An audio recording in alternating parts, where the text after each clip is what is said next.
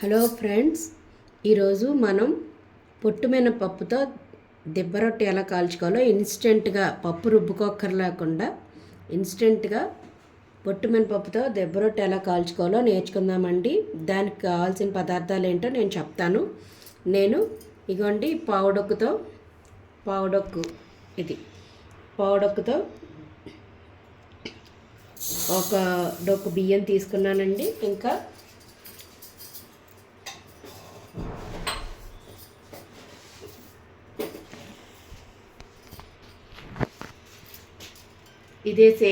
అదే డొక్కుతో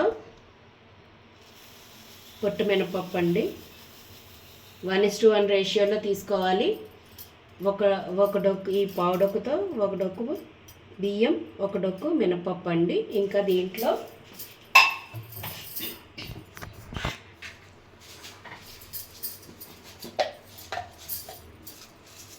కొద్దిగా ఒక స్పూన్ అనుకోండి, మీరు ఒక స్పూను జీలకర్ర వేసుకుందాం.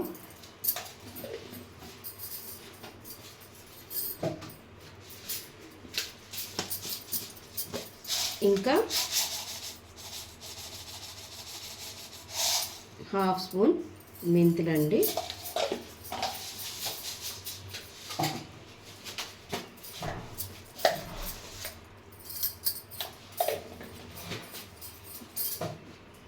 మళ్ళీ రిపీట్ చేస్తున్నానండి. నేను ఈ డొక్కుతో ఒక డొక్కు, మీరు ఇదే తీసుకోవాలని ఏం లేదు.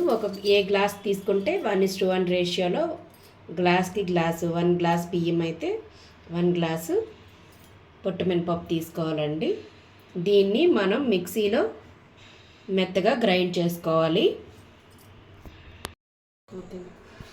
చూడండి, ఇప్పుడు నేను ఇందాక తీసుకున్నాను కదా పప్పును, బియ్యం, జీలకర్ర, మెంతులు అన్నీ వేసాను కదండి.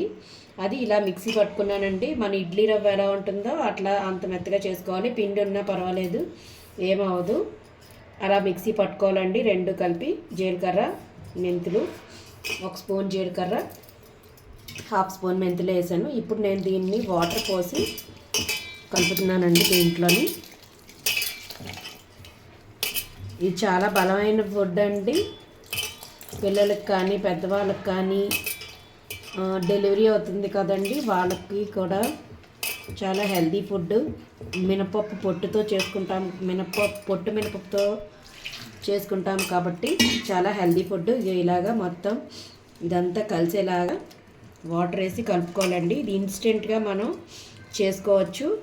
మీరు నైట్ టిఫిన్ ఏదైనా కావాలంటే అర్జెంటుగా ఇడ్లీ పిండి లేనప్పుడు ఇట్లా డైరెక్ట్గా ఇది మిక్సీ చేసేసుకొని ఒక 2-3 అవర్స్ నానబెట్టేసి ఉంచేసుకుంటే డైరెక్ట్గా దిబ్బరొట్టు వేసేసుకోవచ్చండి. చాలా హెల్తీ ఫుడ్ ఇది, పిల్లలకి హెల్తీ ఫుడ్ అండి.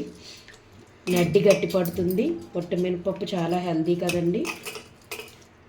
అందుకోసం మంచిగా ఇదండి ఇట్లాగా మన ఇడ్లీ పిండి ఎట్లా ఉంటుంది, జారుగా ఎట్లా ఉంటుందో అట్లా కలుపుకోవాలండి.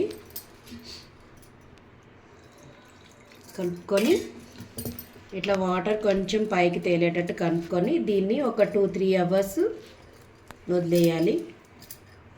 2-3 అవర్స్ వదిలేయాలండి.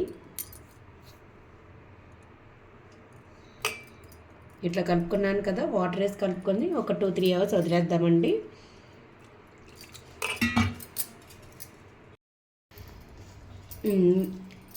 ఇందాక 2-3 అవర్స్ ముందర నానబెట్టుకున్నాం కదండి, ఆమె నానబెట్టుకుంది ఇట్లా అవుతుంది.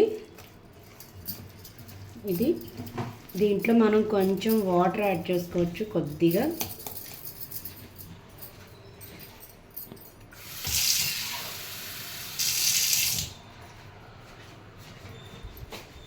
కొద్దిగానండి. మన ఇడ్లీ పిండి ఎట్లా ఉంటుందో అట్లాగా కన్సిస్టెన్సీ అలా ఉండాలి. దీనికి ఇడ్లీ పిండి కన్సిస్టెన్సీ ఉండాలి. ఇప్పుడు ఇందులో నేను అల్లం, పచ్చిమిర్చి, జీలకర్ర ఒక 4-5, అంటే కొంచెం కారాన్ని బట్టండి, అల్లం, పచ్చిమిర్చి, జీలకర్ర మిక్సీ పట్టుకున్నాను. పేస్ట్ అల్లం, జీలకర్ర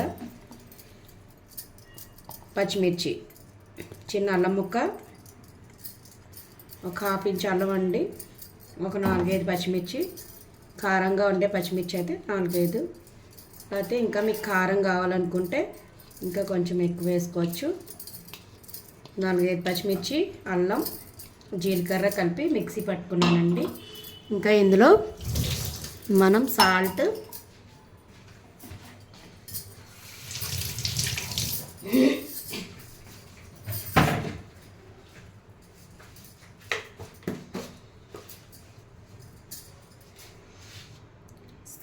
టేస్ట్ని బట్టి వేసుకోవాలి.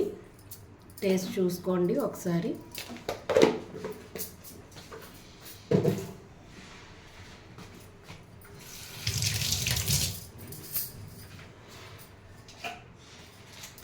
తర్వాత ఇంగువ అండి,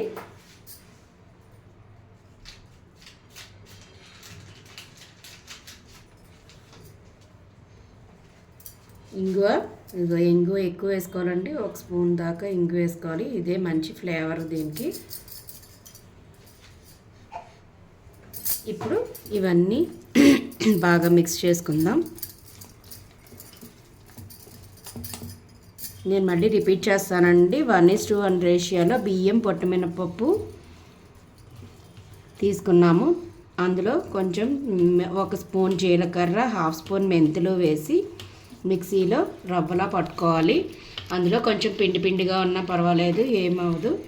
దాంట్లో వాటర్ వేసి నానబెట్టుకోవాలి. అది 2-3 అవర్స్ నానబెట్టుకున్నాక దాంట్లో అల్లం, పచ్చిమిర్చి, జీలకర్ర పేస్ట్ వేసాను, సాల్ట్ వేసాను, ఇంగు వేసాను. ఇట్లా ఉండాలి. దీని కన్సిస్టెన్సీ ఇలా ఉండాలండి. ఇది ఒంటికి చాలా మంచిదండి. పొట్టు మినపప్పుతో చేస్తున్నాం కాబట్టి ఒంటికి చాలా మంచిది.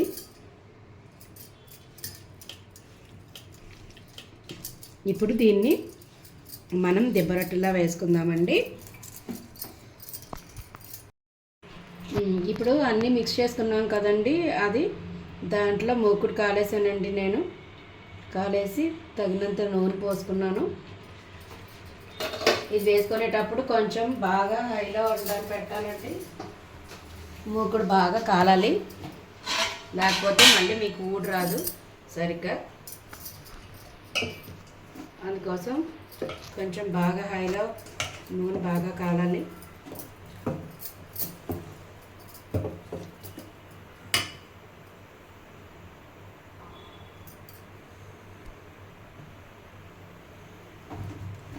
చూసారు కదా, ఈ కన్సిస్టెన్సీ ఇలా ఉండాలి రొట్టె ముక్కది పిండి.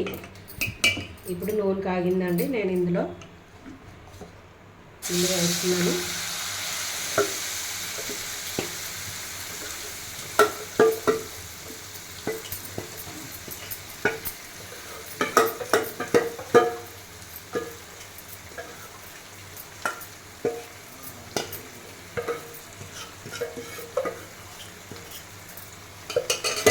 చూసారు కదా,